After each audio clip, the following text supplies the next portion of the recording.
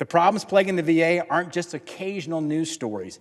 They are the daily reality for Montana veterans. Enough is enough. Our nation has a lot of work to do to fulfill the promises that we've made to our veterans.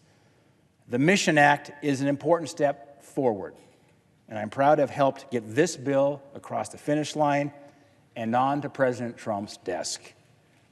I look forward to honoring our veterans' service by standing with President Trump today as he signs this important bill into law.